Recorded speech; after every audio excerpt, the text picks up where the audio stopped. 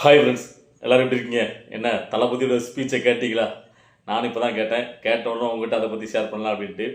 சோழ தேசத்தில் தஞ்சாவூரில் முதல் முறை தளபதி விஜயோடைய ஸ்பீச்சு ரொம்ப அருமையாக பேசியிருக்காரு. வர வர அவருடைய ஸ்பீச் எல்லா இடத்துலையும் நல்லா வெறியறி தானே இருக்குது. அதனால் பார்த்திங்கன்னா நீட்டாக டீசெண்டாக அவர் என்னென்ன நினைக்கிறாரோ, என்னென்ன மக்கள்கிட்ட கடத்த நினைக்கிறாரோ அதை தெளிவாக பேசிட்டு போகிறாரு. ஸோ எல்லாருக்கும் ஒரு எதிர்பார்ப்பு இருக்கும். அதாவது இவ்வளோ சதிகள், அதாவது பார்த்தீங்கன்னா பெர்சனல் மேட்டர் சங்கீதா அவர்கள் அவருடைய மனைவி வந்து பார்த்தீங்கன்னா வழக்கு தொடர்ந்தது. ஸோ இப்படி சதிகள் நடக்கும்போது இன்னைக்கு அனல் பிறக்க பேசுவார், ஏதாவது சம்மந்தமாக பேசுவார் அப்படின்ட்டு நிறைய பேர் எதிர்பார்த்துருப்பீங்க. எனக்கு தெரியும் அவர் அது ரிலேட்டடாக எதுவுமே பேச மாட்டார்னு நினச்சேன். நான் நினச்ச மாதிரி தான் பேசியிருந்தாரு.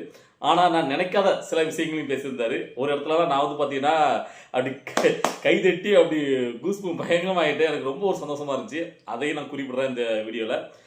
ஃபஸ்ட்டு இந்த வீடியோக்குள்ளே நம்ம போகிறதுக்கு முன்னாடி திரும்ப நான் எல்லா வீடியோவும் சொல்ல நினைக்கிறது, ரசிகர்கள் திரும்ப அதை தவறாக பண்ணிட்டு தான் இருக்கீங்க.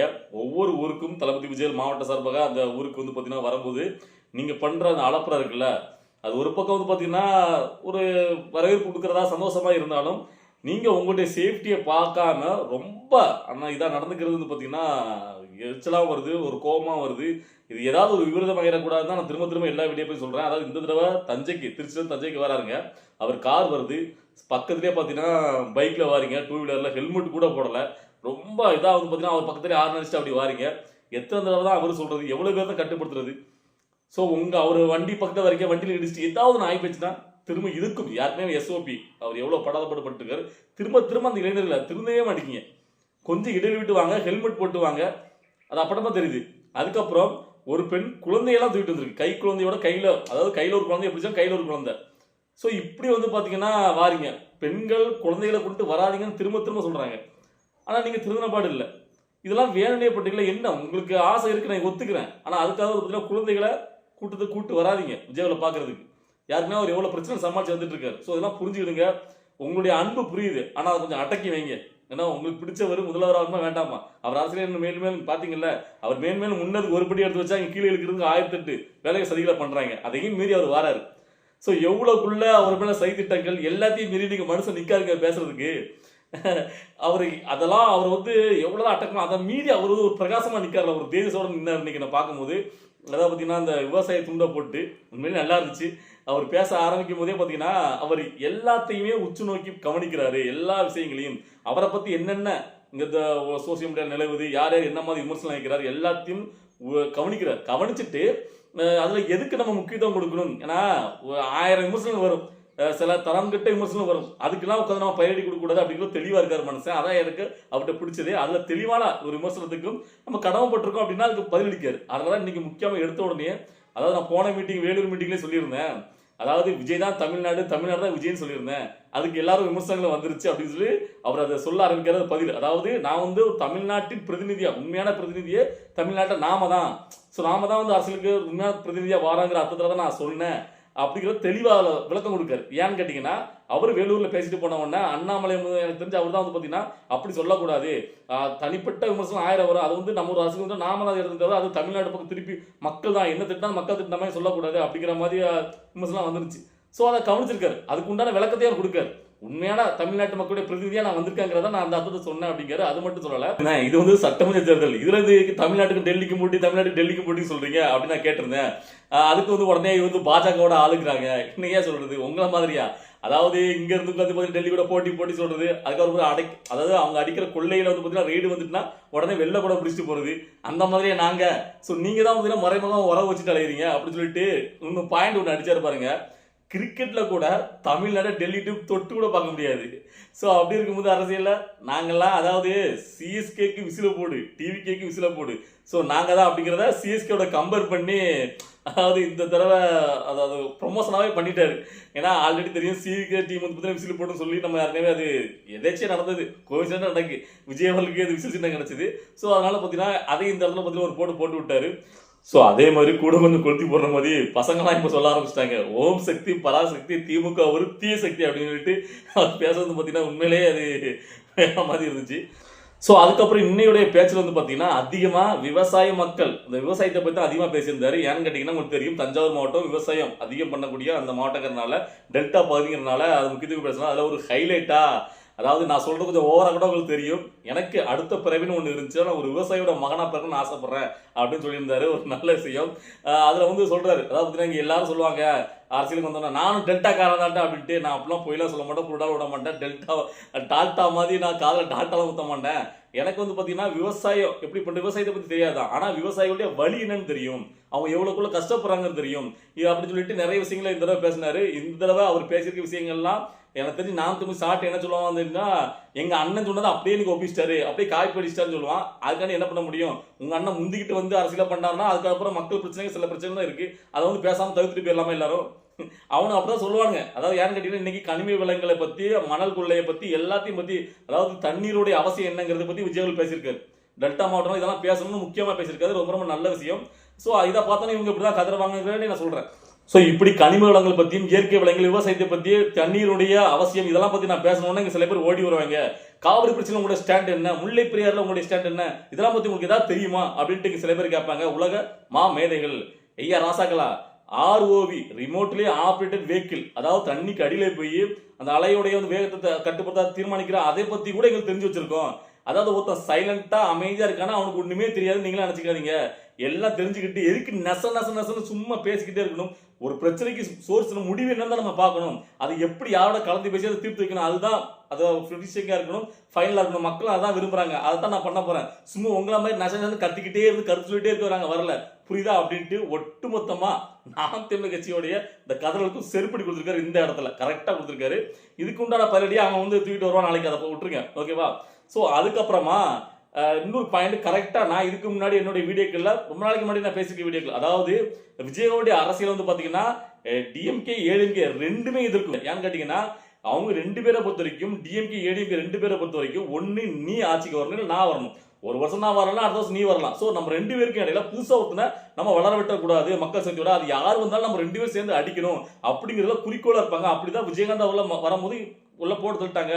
ஸோ அதனால இந்த ரெண்டு பேருமே விஜய்க்கு எதிரே வருவாங்க, ஸோ கேர்ஃபுல்லா இருக்கணும் அப்படிங்கிறத நான் சொல்லியிருந்தேன். அதே இதை அப்படியே மாடரேஷன் மாறாம விஜய் இன்னைக்கு ஆக்ரோஷமா பேசுனது உண்மையிலே சிறப்பான பேச்சு. ஏன்னா ரெண்டு பேருக்குமே விஜய் எதிராக இருப்பாங்க. ரெண்டு பேருமே பொறுத்த வரைக்கும் ஒரு 5 வருஷம் போனா கூட பரவாயில்லப்பா, ஏன்னா ஒருத்தங்க ரெண்டாவது தொடர்ந்து வர்றதுக்கு முடியாத காரியங்களால அடுத்த வருஷம் நாம வந்துருவோம் அப்படின்னு திட்டம் போட்டு மாறி மாறி இப்போ கூட நீங்க பார்த்துருப்பீங்க. அவர் 5000 கொடுக்காரா, நான் 10,000 கொடுக்கேன், அவர் அதை பண்றா இதை பண்ண சொல்லி போட்டி சொல்றாங்கல்ல எல்லா வாக்குறுதிகளும். ஏன்னு கேட்டீங்கன்னா ஆட்சிக்கு வரும் அந்த அளவுக்கு அந்த வேகம். ஸோ அதை உடைக்கிறது விஜய் அவர்கள் தான். ஸோ அதனால இன்னைக்கு திரும்ப ஒரு ஹைலைட்டா ஒரு 60 ஒரு ஆக்ரோஷமா ஒரு பள்ளி கொடுத்தாரு. அதாவது திரும்ப நீங்க வர்றதெல்லாம் கனவு எனக்கு உங்க அப்பாவாலே முடியாது, நீ எப்படிங்க சாத்தியமாக அப்படின்னு சொல்லி நறுக்குன்னு ஒன்று போட்டுருக்காரு. திமுக ஜெயிக்கவே ஜெயிக்காது, அதுக்கு வாய்ப்பே இல்லைங்கிறத திரும்பவும் அப்படின்னு பார்த்தீங்கன்னா கர்ஜிக்கிறார் தளபதி விஜய் அவர்கள். ஸோ அதுக்கப்புறமா இப்போ ரீசெண்டா எல்லா இடங்களிலும் அவர் வந்து சொல்றது தேர்தல் வாக்குறுதிகள் மாதிரி, அதாவது நாம ஆட்சிக்கு வந்து இதெல்லாம் பண்ணுவோம் அப்படின்னு சொல்லிட்டு 2-3 பாயிண்ட்ல வேலூர்லயும் சொல்லியிருந்தாரு. அதுல முக்கியமான பாயிண்ட் தான் வேலூர்ல நான் பார்த்தது பாத்தீங்கன்னா அந்த பெண்களுடைய கழிவறைக்கு தாழ்பாடப்பட்ட கதவுகள் அமைக்கப்படும் சொன்னது. நான் ரொம்ப வந்து பாத்தீங்கன்னா அதை நான் நினைச்சதை சொல்லியிருந்தாரு, ரொம்ப பாராட்டியிருந்தேன். ஸோ இப்போ இந்த தேர்தல் தஞ்சாவூர்ல பேசும்போது அந்த வாக்குறுதிகள் வந்து பாத்தீங்கன்னா அதுல நான் நினைக்காத விஷயங்கள் சொல்லியிருந்தாரு. உண்மையில நமக்கு பிடிச்சது. வேலூர்ல நம்ம நினைச்சதா இருந்துச்சு, ரொம்ப ஹைலைட். அதுல வந்து நம்ம நினைக்காது. நானே வந்து பாத்தீங்கன்னா கூஸ்பம் போயிட்டு ஒரு கைத்தட்டானா பார்த்துட்டுங்க. அதாவது கேட்டிங்கன்னா ஃபர்ஸ்ட் வந்து பார்த்தீங்கன்னா 5 ஏக்கர் வரைக்கும் நிலம் உள்ள விவசாயிகளுக்கு வந்து பார்த்தீங்கன்னா அவங்க விவசாய கடன் தள்ளுபடி பண்ணணும்னு சொன்னது. இது வந்து இதுக்கு முன்னாடி உள்ள கட்சிகள் வந்து பார்த்தீங்கன்னா ஓரளவு இதை போட்டு இந்த மாதிரி திட்டங்கள் சொல்லியிருக்காங்க. ஆனால் யாருமே சொல்லாத ஒரு திட்டம் உணர்வுபூர்வமாக இருந்துச்சு. நம்ம வந்து இது வந்து ஒரு முன்னேற்றமாக விஜயவால் வந்தால் புதுசாக மாற்றின வரக்கூடிய இதெல்லாம் பண்ணணும் நம்ம நினச்ச திட்டம். அதை என்ன கேட்டிங்கன்னா 2 ஏக்கர் வரைக்கும் நிலம் உள்ளவங்க, நிலம் இல்லாத மக்கள், அதாவது அவங்க குடும்பத்துல மாநில ஒன்றிய அளவுல பார்த்தீங்கன்னா யாருமே எந்த ஒரு வேலையும் கவர்மெண்ட் செக்டர் வேலை பார்க்காத அந்த குடும்பத்தில் உள்ள பிள்ளைங்களுடைய இன்ஜினியரிங் மருத்துவ படிப்பு வரைக்கும் பார்த்தீங்கன்னா அரசாங்கமே அந்த ஒட்டுமொத்த செலவையும் ஏற்கும் சொன்னது பார்த்தீங்கன்னா வேற லெவலியா.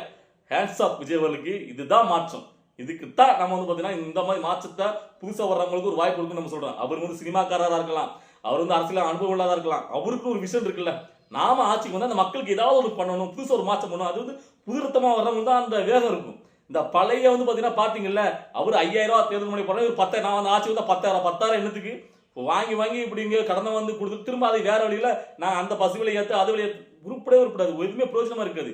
இளைஞர்கள் வாழ்க்கையை வந்து பார்த்தீங்கன்னா மேலே தூக்கணும்னா அவர் சொன்ன அந்த பாயிண்ட், அதாவது கஷ்டப்படைய, அதாவது கவர்மெண்ட் செக்டர்ல வேலை பார்க்காத குடும்பத்தில் உள்ள பிள்ளைங்களுடைய படிப்பு செலவை நான் ஏத்துக்கிறேன் அப்படின்னு சொன்னது சரியான பாயிண்ட். இன்னைக்கு 8 திக்கும் அது வந்து பார்த்தீங்கன்னா வெடிக்கும், அந்த அளவுக்கு தரமான ஒரு பாயிண்ட். அதுக்கப்புறம் ஸோ அதுவும் நம்ம எதிர்பார்க்காதான். அதை பார்த்தீங்கன்னா இந்த ரேஷன் கடையில் வந்து பார்த்தீங்கன்னா 2 பேர் இருப்பாங்க. மொத்தம் பார்த்தீங்கன்னா பில்லு போடுவாங்க. இன்னொரு பார்த்தீங்கன்னா அந்த அரிசி எல்லாத்தையும் அளந்து போடுவாங்க, பொருட்கள் எடுத்து கொடுப்பாங்க. ஸோ இதில் வந்து பார்த்தீங்கன்னா நிறைய இடங்கள் நான் பார்த்துருக்கிறேன். லேடிஸ் அந்த பில்லு போடுறவங்க இருப்பாங்க, கம்ப்யூட்டரில் உட்காந்து இருப்பாங்க, பில்லு போடுவாங்க. இன்னொருத்தங்க இடம் எழுதி போடுவாங்க, அரிசியெல்லாம் எடுத்து கொடுப்பாங்க. அவங்களாம் பார்த்தீங்கன்னா ஆண் பணியாளர் இருப்பாங்க. ஸோ ஒருத்தங்க பெண் பணியாளர், ஆண் பணியாளர் இருப்பாங்க. ஸோ அதில் புரிஞ்சுக்கிட்டு அதில் நிறைய கஷ்டங்கள் இருக்குது. அதை தெளிவாக புரிஞ்சுக்கிட்டு பெண் பணியாளர், அதாவது பில்லு போடுறது வந்தாங்கன்னா அவங்க இடம் போடுறவங்களும் பெண் பணியாளர் தான். அதாவது ஆண் பணியாளர் இருக்காங்கன்னா அங்கே இடம் ஆண் பணி. ஸோ 2 பேரும் ஒரே பாலினமா போடுறதுங்கிறது உண்மையிலேயே நிறைய பிரச்சனைகளுக்கு ஒரு தீர்வு அமையும். ஆனா பெண் பணியாளர்னா அந்த அரிசி மூட்டையை நகர்த்துறது, அந்த அளந்து போடும்போது கொஞ்சம் வேலைப்புல அதிகமா இருக்கும். அது அவங்க ஒருத்தங்களால அதை எப்படி செயல்படுத்த முடியும்னு எனக்கு தெரியல. இந்த இடத்துல அப்போ அவங்களுக்கு சப்போர்ட்டுக்கு ஒரு யாராவது ஒருத்தவங்க வச்சிருப்பாங்களா? ஏன்னா 2 பேர் தான் இருப்பாங்க. ஆம்பளையால் வந்து பார்த்தீங்கன்னா அந்த எடையை தூக்கி போகிறது கொஞ்சம் அவங்க உடல் வலிமையாக இருப்பாங்க. பெண்கள் அதை அளந்து போடும்போது அரிசியை மட்டும்தான், மற்றெல்லாம் பேக்கட் ஐட்டம் தான், கம்மியானது தான். அரிசி மூட்டைகளை நகர்த்து கொஞ்சம் கஷ்டமாக இருக்குன்னு நினைக்கிறேன். அது எப்படின்னு அவங்க தேர்தல் அறிக்கையில் விவரமாக வரும்னு நினைக்கிறேன். ஓகேவா? ஆனால் நல்ல விஷயம். இது வந்து பார்த்தீங்கன்னா நிறைய பிரச்சனைகளை தவிர்க்கலாம் இதன் மூலமாக. அதுக்காண்டி சொல்கிறேன். அதே மாதிரி பார்த்தீங்கன்னா ரேஷன் கார்டு 500 ரேஷன் கார்டு இருக்குன்னா அதுக்கு வந்து பார்த்தீங்கன்னா 500 ரேஷன் கார்டுக்கு ஒரு கடையில் நாங்கள் வந்து ரெடி பண்ணுறது கரெக்டு. ஏன்னு கேட்டிங்கன்னா சில நேரங்களில் கூட்டம் தள்ளுமுள்ளு பார்த்தீங்கன்னா ரேஷன் கடையில் பொருள் வாங்கவே முடியாது. மற்றவங்கள மாதிரி ரேஷன் பொருட்கள் விஜயகாந்த் தான் சொல்கிறான்னு நினைக்கிறேன், பொருட்கள் வீடு தேடி வரும் அப்படின்னு சொல்கிறதெல்லாம் ஏற்படுது இல்லை, அது செயல்படுத்த முடியாது. கரெக்டாக 500 ரேஷன் கார்டுக்கு ஒரு ரேஷன் கடை அப்படிங்கிறது உண்மையிலே அது ஒரு நல்ல ஒரு இதாக பார்க்குறேன். அதுக்கப்புறம் இன்னொரு முக்கியமான விஷயம், அரிசி தவிர மற்ற எல்லா பொருட்களும் பேக்கடு பண்ணி கொடுக்கப்படும். ஏன்னா அந்த சீனி ஆகட்டும், கோபி எல்லாமே பார்த்தீங்கன்னா ரொம்ப ஒரு மாதிரி கொடுப்பாங்க. அது வந்து பையன் வாங்கிட்டு போனாலும். ஸோ அதெல்லாம் இல்லாமல் பேக்கெட் ஐட்டமாக கொடுக்குறதுங்கிறது அதுவும் ஒரு, அதாவது அடித்தட்டு மக்கள்கிட்ட என்னென்ன பிரச்சனை இருக்கு அடிப்படையில். ஸோ அவர் பார்க்கறது மேலோட்டமா, அதாவது பார்த்தீங்கன்னா ஒரு நான் இதை வந்து அதை பண்ண சொல்லாம கூர்ந்து கவனிச்சு மக்களோட மக்களா போய் சொன்னாங்கல்ல, மக்களோட மக்களா போய் தேர்தலுக்கு தயாரிக்கணும், அந்த மாதிரி மக்களோட மக்களா போயிட்டு அவங்களுடைய கஷ்டம் எதுல இருந்து தெரிஞ்சு ஒருத்தர் சொன்ன மாதிரி இருந்துச்சு. அதனாலதான் பாத்தீங்கன்னா இந்த தேர்தல் அறிவிப்புகள் உண்மையிலே தரமான சம்பவமா இருந்துச்சு. விஜய் அவர்களுக்கு இதுலயே பாத்தீங்கன்னா மக்கள்கிட்ட ஒரு எதிர்பார்ப்புக்கு ரொம்ப ஒரு கூடுதலா ஆயிரும். ஸோ நல்லா இருக்கு அவருடைய தேர்தல் அறிவிப்பு. இன்னும் நம்ம வந்து எக்ஸைட்மெண்ட் கூட்டுது. விஜய் அவர்கள் அடுத்த தூத்துக்குடி திட்டம்லாம் போறோம் வச்சுக்கலாம், அங்கே என்ன மாதிரி தேர்தல் அறிவிப்புகள் சொல்ல போறாரு, அடுத்த கட்டமாக என்ன அவங்க மைண்டில் வச்சுருக்காங்கிறத நம்ம தெரிஞ்சுக்கிறதே அவ்வளோ ஆர்வமாக இருக்குது. ஸோ தேர்தல் அறிவிப்புகள் உண்மையிலே தரமான சம்பவமாக இருக்குன்னு நான் நினைக்கிறேன். உங்களுக்கு அப்படி தான் இருந்திருக்கும். ஸோ அதுக்கு அடுத்த கட்டமாக மிக முக்கியமான ஒரு எமோஷனலான ஒரு ஸ்பீச். அதாவது கேட்டிங்கன்னா விஜய் அவர்கள், அதாவது எல்லா சதிகள், அதாவது பர்சனலாக வரக்கூடிய எந்த ஒரு விஷயத்தையும் அவர் வந்து பார்த்தீங்கன்னா தன்னுடைய அரசியல் பிரவேசத்தெல்லாம் பேச மாட்டாங்கிறது நான் நினச்சதான். அதனால பார்த்தீங்கன்னா விஜயாவுடைய சங்கீதா, மனைவி சங்கீதா, அந்த பிரச்சனையும் அவர் பேச மாட்டாருன்னு. ஆனால் அதை மறைமுகமாக எந்த அளவுக்கு அந்த மனைவி அவருக்கு கொடுத்த வழக்கு, அதாவது கரூர் இன்சிடென்ட், அதுக்கப்புறமும் அந்த அவருக்கு ஆதரவாக நிற்கக்கூடிய அந்த அன்பு தோழர்கள் இருக்காங்க, ரசிகர்கள், அவங்க வந்து பார்த்தீங்கன்னா விட்டு கொடுக்காம இருந்தாங்க அவர் பக்கம் மக்கள். அதே மாதிரி அவருடைய மனைவியான சங்கீதா அவர்கள் இப்போ வந்து வழக்கு தொடர்றதுக்கு அப்புறமும் அவருடைய ஆதரவாளர் இருக்கக்கூடிய அவருடைய நண்பிகள், தோழர்கள், ரசிகர்கள் எல்லாரும் பார்த்தீங்கன்னா அவருக்கு முழு சப்போர்ட்டாக இருக்கிறத நினைச்சு தான் அவர் இந்த வார்த்தையை பயன்படுத்தியிருப்பார் நான் நினைக்கிறேன். அதாவது கேட்டிங்கன்னா மற்றவங்களுக்கு வேணா வந்து பார்த்தீங்கன்னா இது எலெக்ஷன், எங்களுக்கு இது எமோஷன். அதாவது இந்த உறவுங்கிறது இப்போ எலெக்ஷனுக்காண்டி வந்த உறவு கிடையாது. இது எவ்வளோ நாடுகள் இயற்கையா எங்களுக்கும் அவங்களுக்கும் உள்ளது பார்த்தீங்கன்னா ஒரு அண்ணன் தங்கச்சி உறவு, ஒரு அம்மா மகன். ஸோ எப்படியோ வந்து இமோஷனலாக வந்த உறவு, இதை யாராலையும் பிரிக்க முடியாது. ஸோ அதுலேயும் வந்து பார்த்தீங்கன்னா இமோஷன் சாதாரண இமோஷன் கிடையாது, ஓசியானிக் இமோஷன் அப்படிங்காரு. அந்த ஓசியானிக்ங்கிறதுக்கு மீறி தான் கரெக்டாக எனக்கு வரல.